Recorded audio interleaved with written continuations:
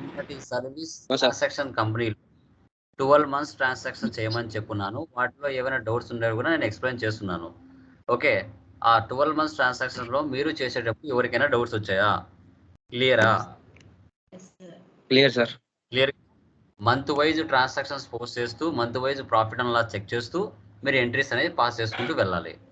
Okay, so తర్వాత ఈరోజు మనం ప్రొవిజన్ ట్రాన్సాక్షన్స్ అంటే ఇయర్ ఎండ్ యాక్టివిటీస్ లో మనం ప్రొవిజన్ ట్రాన్సాక్షన్స్ ఎలా పోస్ట్ చేయాలి. 31st మార్చ్లో బుక్స్ ఆఫ్ అకౌంట్స్ క్లోజ్ చేయాలి కాబట్టి సో కంపెనీని స్ప్లిట్టింగ్ చేసుకోవాలి. 31st మార్చ్లో మిగిలిన క్లోజింగ్ బ్యాలెన్స్ అంతా నెక్స్ట్ ఇయర్కి ఓపెనింగ్ బ్యాలెన్స్గా మార్చుకోవాలి. సో ఎక్స్పెన్సెస్ ఇన్కమ్స్ని నెక్స్ట్ ఇయర్కి ట్రాన్స్ఫర్ చేయము, వాటిని అసెట్స్గా లైబిలిటీస్గా మార్చుకొని నెక్స్ట్ ఇయర్కి ట్రాన్స్ఫర్ చేస్తాము. ఓకే, అది ఎలా చేయాలి?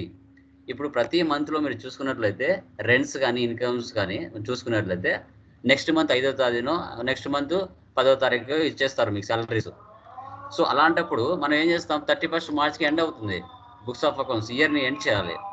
కాబట్టి ఆ మంత్లో ఏం చేస్తామంటే రెంట్ పే చేయకపోయినా పే చేసినట్టుగా, శాలరీస్ ఇవ్వకపోయినా ఇచ్చినట్టుగా, ఇన్కమ్ వచ్చినా రానట్టుగా మనం ఎంటర్ చేసుకొని కంపెనీ స్ప్లిట్ చేసుకొని ఏప్రిల్ మంత్ ఫస్ట్ వీక్లో సో ఆ ఏవైతే అమౌంట్ ఇవ్వకపోయినా ఇచ్చినట్టుగా మనం ఎంటర్ చేసుకున్నామో వాటిని క్లియర్ చేస్తాం.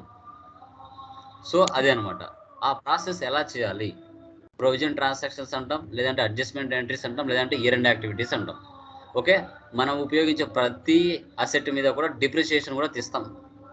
ఓకే, ఎంత అనేసి మన కంపెనీ నామ్స్ ప్రకారంగా పెట్టుకోవచ్చు. ఓకే, అది ఇప్పుడు చూద్దాం. పీడిఎఫ్ కనబడుతుందా? కన్ఫర్మ్ చేయండి. కనబడుతుంది సార్. ఈ సర్వీస్ ఏప్రిల్ మీరు చేస్తున్నారు. ఏప్రిల్, మే, నిన్నటి క్లాస్లో June, July, August, September, October, November ఇవన్నీ చేస్తున్నారు. ఇప్పుడు అడ్జస్ట్మెంట్ ఎంట్రీస్ డిస్కస్ చేస్తాం. సో మార్చ్ మంత్కు సంబంధించిన ప్రాఫిట్ అండ్ లాస్ రావాలి అంటే అడ్జస్ట్మెంట్ ఎంట్రీస్ చేయాలి ఫస్ట్. అవి చేస్తేనే వస్తాయి. ఓకే, ఇవన్నీ ఆన్ ద స్పాట్ క్రియేట్ చేసుకుంటూ వెళ్తాం. Raised and invoice 20,000 on forex marketing for consulting fee. Okay, so ఇది కూడా సేమ్ అంతే అనమాట. టాలీ ఓపెన్ చేస్తున్నాను.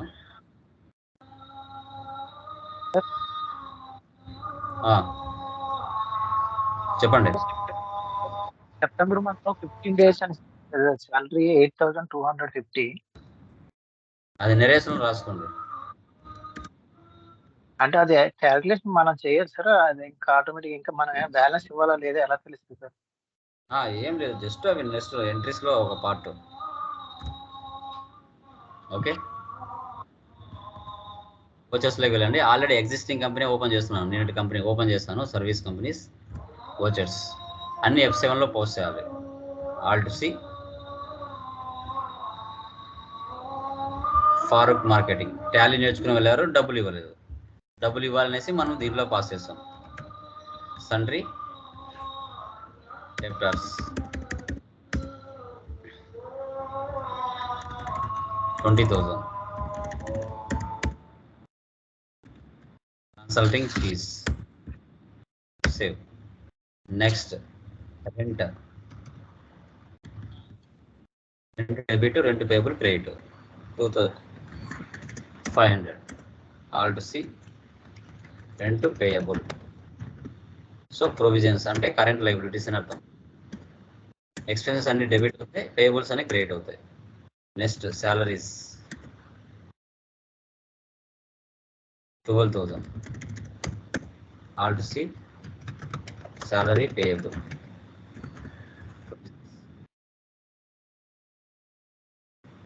Next, office expense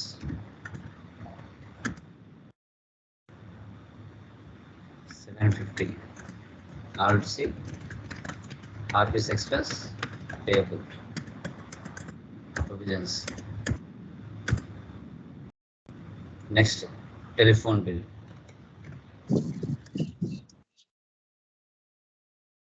1690. Alt C telephone bill payable. Provisions. Next, conveyance expense. Conveyance expense అన్న bill అన్న charges అన్న ఒకటే.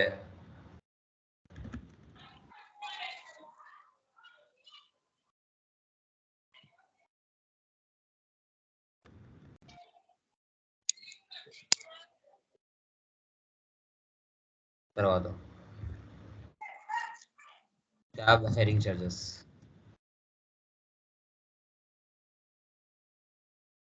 Bus travels,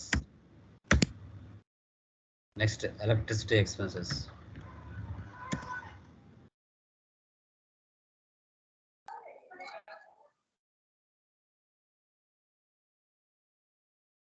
$870.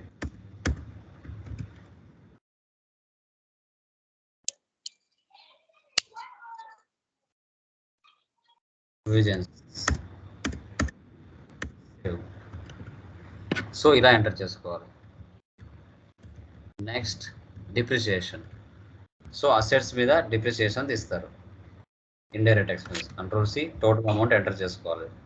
Alt C, control V, paste. Indirect expenses. So total amount ఎంత ఇక్కడ 14401.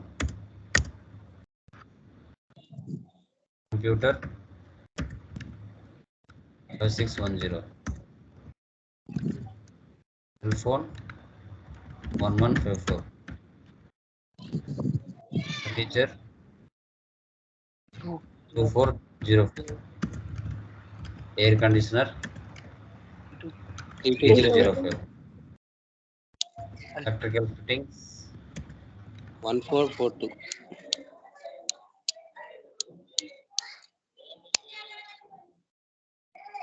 Office equipment remaining amount. Save. Next magazine subscription expense.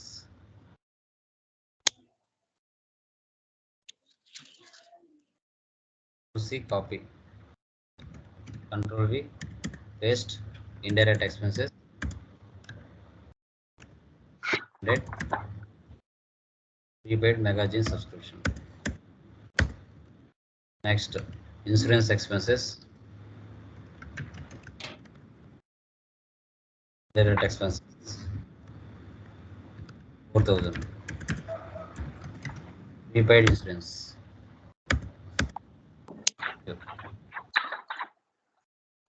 Next income tax expenses, control C, indirect expenses. Expenses ఎప్పటికైనా debit అవుతాయండి, payables అన్ని credit అవుతాయి. Payable provisions. Next stock of stationery. ఇది ఎందుకు అవుతుందని debit discuss చేస్తాను. Alt C, stock of stationery, current assets 3000. Stationery ఇలా reverse చేసుకోవాలి ఎంట్రీ. ఎందుకు వేసుకోవాలని చెప్తాను. Next drawings 74,000. క్యాపిటల్ ఇలా ఎంటర్ చేసుకోవాలి. ఇంతవరకు చేసిన తర్వాత మీకు 12 months ట్రాన్సాక్షన్ చేసి transfer drawings account data to capital account 74,000 ఇంతవరకు ఎంటర్ చేసిన తర్వాత మీకు ఆన్సర్ వస్తుంది. ఇది 208,659 వస్తుంది. ఈ వచ్చిన అమౌంట్ని, ప్రాఫిట్ అండ్ లాస్ అమౌంట్ని క్యాపిటలే కలిపేయాలి. ఓకే, సో అది మీరు చేయండి. నేను అన్ని మంత్స్లో చేయలేదు కాబట్టి నాకు రాదు, మీకు వస్తుంది. ప్రాఫిట్ అండ్ లాస్ ఇక్కడ నాకు ఎంత వచ్చింది, ఇక్కడ 1,15,279.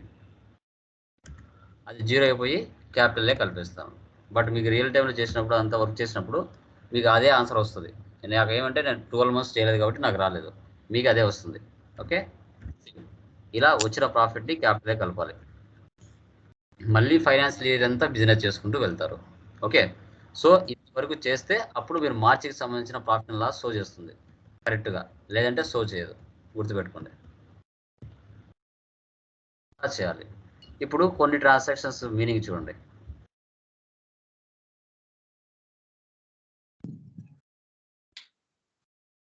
పేజీ నెంబర్ 12 చూడండి.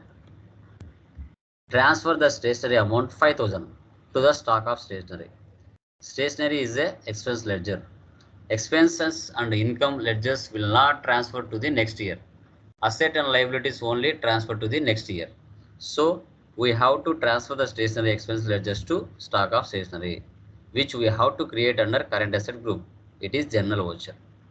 ఓకే, ఎక్స్పెన్సెస్ ఇన్కమ్స్ ఎప్పుడు కూడా నెక్స్ట్ ఇయర్కి ట్రాన్స్ఫర్ చేయలేం.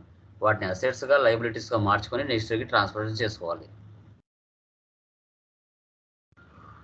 తర్వాత transfer the profit to the capital account. First check the net profit in profit and loss account, then go to general voucher because it is transfer entry as capital has to be increased. వచ్చిన ప్రాఫిట్ని మనం క్యాపిటల్లే కలిపేసాలి ఈ విధంగా last transaction. తర్వాత next provision and transactions ఎలా చేసాం? March month salaries, rent. Generally expenses like salaries, rent paid in the next month, but we have to close the accounts in the month of March because the financial year from 1/4 to 31st 3. So we have to transfer the expenses into liabilities. ఇక్కడ ఏం చేస్తాం? Rent debit, rent payable credit చేస్తాం ఇంతవరకు. ఇప్పుడు మళ్ళీ company split చేసిన తర్వాత next year ఏం చేయాలి మనం? In the next financial year we have to pass the rent entry like debit rent payable account to cash or bank account. ఇలా చేయాలి. ఇలా చేస్తే అది జీరో అవుతుంది. Like this we have to pass all the expenses like salaries, electricity bills ఏమైనా కానీ ఇదే విధంగా ఎంటర్ చేసుకోవాల్సి వస్తుంది. ఈ విధంగా మనము ఇయర్ అండ్ యాక్టివిటీస్ అనేది చేయాల్సి వస్తుంది. 31st మార్చ్లో బుక్స్ ఆఫ్ అకౌంట్స్ క్లోజ్ చేయాలి కాబట్టి పే చేయకపోయినా పే చేసినట్టుగా మనం షో చేసుకోవాల్సి వస్తుంది. తర్వాత నెక్స్ట్ ఫైనాన్షియల్ ఇయర్లో దాన్ని క్లియర్ చేయాల్సి వస్తుంది. Okay, clear? ఏమైనా డౌట్ ఉందా? క్లియర్ కదా గైస్? క్లియర్ కదా? ఇయర్ ఎండ్ యాక్టివిటీస్ ఎలా చేయాలని తెలిసిందా? డిప్రిషియేషన్ కానీ పేయబుల్స్ కానీ ఎలా ఎంటర్ చేయాలో తెలిసిందా? Okay, good. నెక్స్ట్